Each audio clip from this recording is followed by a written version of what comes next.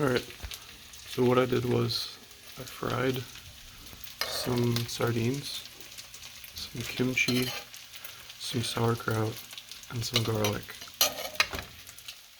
And I made some rice, and I let it sit on this plate till it cooled off a bit. I'm cooking it in the oil from the sardines. You can see the little bits of fish left there. I want this to get real crispy. Making fried rice, by the way. So that's gonna go for, I don't know, 6 minutes. Once it's crispy on like two sides, like it's kind of like hash browns for me. Like I'm making it like hash browns where you like flip it. So, as for the sauce on top, we have sesame seeds, sesame oil, this fermented chili paste, but you could just use like hot sauce, soy sauce. You could use rice vinegar. This is furikake, but you could use just seaweed. But really, you just kind of want the sesame seeds and the soy sauce and the vinegar and some gochujang. It's very nice in there. I put like 2 or 3 tablespoons in there. And this is extremely flavorful and delicious. Oh, and you need some sweetener. You could use maple syrup, anything. I just used honey. There's some sugar over there I could have used. So the principle is you have 3 things. You got your vegetables or your toppings or whatever you want. You could use any kind of meat. You could have green onions and fresh Napa cabbage or something. That would be nice. But the kimchi's already seasoned. So you want to make sure things are like seasoned as you go, because it's hard to season everything at the end, right? So the first part is your toppings. Second part is your rice. It's critical to get the crispiness. We're gonna look here. It's getting some color, and if it's sticking, I just use like a big old spatula. But once it gets crispy enough, it shouldn't stick. It should just come up like, like hash browns, like I was saying. Second part is the rice. Third part is the sauce. And like I said, when the rice is done, you add the sauce and mix everything together. And it's really good fried rice.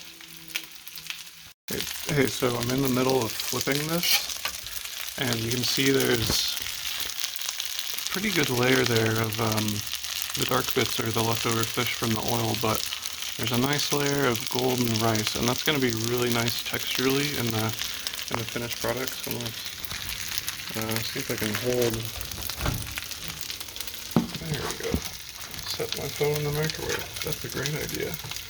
So after a while, it really doesn't stick because it's gotten so crispy.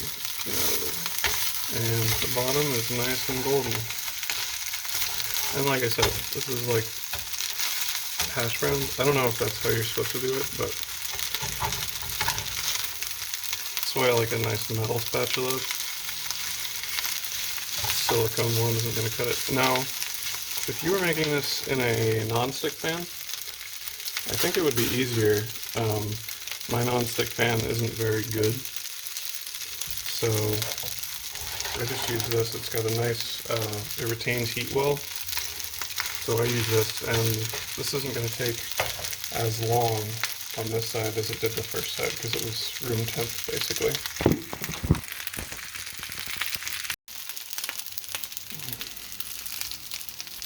We have achieved a nice crispiness.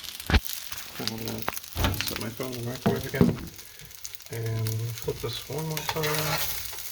And the sauce is pretty sugary, so we are not going to get a chance to cook it down a lot before it burns. And I didn't really portion it out. I kind of did it like I did the last time, so we'll see if this is enough. And you do it by how it tastes, basically. So it's already starting to burn.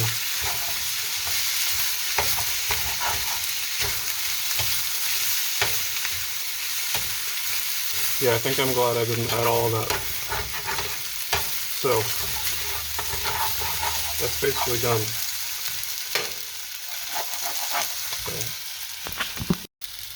So we add to our topping. You know, you can see it's gotten nice and like saucy, right? So, and it's okay if it's not mixed together completely. But you do want to cook the sauce a little bit. That stuff on the bottom there is really like tastier than the sauce is on its own. So you do want to cook the sauce, just cook it down. Kind of tames some of the vinegar too, I think. I'm not sure, but.